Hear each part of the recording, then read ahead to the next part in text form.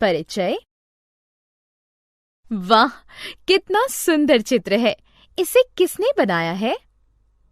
मैंने बनाया है। इसे कागज से बना सममित डिजाइन कहते हैं। मैंने सममिति के बारे में सुना है, लेकिन ये क्या है? ये मैं नहीं जानती। मैं तुम्हें बताऊंगी, मेरे साथ आओ। उद्देश्य। इस पाठ के अंत में आप निम्न करने में सक्षम हो जाएंगे। सममित रेखा को परिभाषित करना, दी गई आकृति में सममित रेखा को पहचानना, समबहुभुज की सममित रेखा को समझना, दर्पण रेखा को समझना, घूर्णन सममिति को समझना और दी गई आकृति में घूर्णन सममित के क्रम को पहचानना। सममित रेखा। इन आकृतियों को देखो। जो रेखा तुम देख रही हो वो इन आकृतियों की सममित रेखा है। सममित रेखा ये क्या है? जब हम आकृति को सममित रेखा के अनुदिश मोड़ते हैं तो दोनों भाग परस्पर संपाती हो जाते हैं। अतः हम कहेंगे कि ये आकृति सममित है और ये रेखा सममित रेखा है। सममित रेखा की पहचान। प्रिया, क्या तुम अब किसी आकृति की सममित रेखा को पहचान सकती हो? मैं प्रयास करूंगी। इस आकृति में ये रेखा सममित रेखा या अक्ष रेखा है। कैसे? जब हम इस आकृति को इस तरह मोड़ते हैं तो हम देखते हैं कि इसके दोनों भाग परस्पर संपाती हैं। अतः यही रेखा सममित रेखा है। अच्छा, तुमने अब सीख लिया है।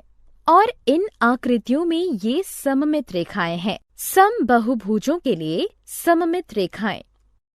अब मैं तुम्हें समबहुभुजों के लिए सममित रेखाओं के बारे में बताऊंगी। क्या तुम जानती हो कि समबहुभुज क्या है? ये एक बंद आकृति है जो विभिन्न रेखाखंडों से बनी होती है और त्रिभुज 3 रेखाखंडों से बना एक बहुभुज होता है। तुम सही हो। और समबहुभुज वो होता है जिसके सभी रेखाखंड बराबर हैं और सभी कोनों की माप होती है। इसलिए एक वर्ग एक समबाहु त्रिभुज और एक सम पंचभुज, एक सम षष्ठभुज, समबहुभुज के उदाहरण हैं। इनकी सभी भुजाएं और कोनों की माप बराबर होती है। क्या समबहुभुज बराबर होते हैं? हाँ, समबहुभुज सममित आकृति होते हैं और उनमें कई सममित रेखाएं होती हैं। इन आकृतियों को देखो। एक समबाहु त्रिभुज में 3 सममित रेखाएं होती हैं। एक वर्ग में 4 सममित रेखाएं होती हैं।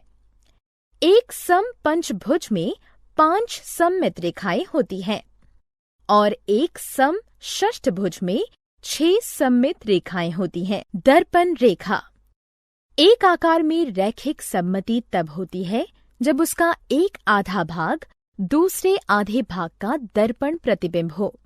आओ अब देखें कि ए पर खींची गई रेखा सममिति रेखा है या नहीं।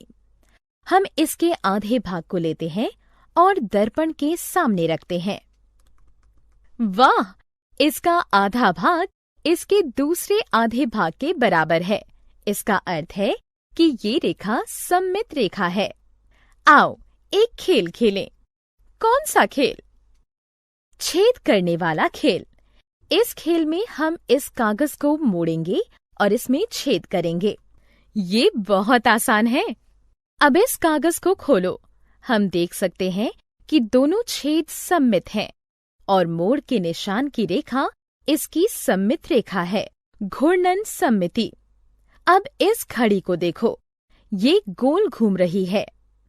इसका अर्थ है कि ये घूर्णन कर रही है।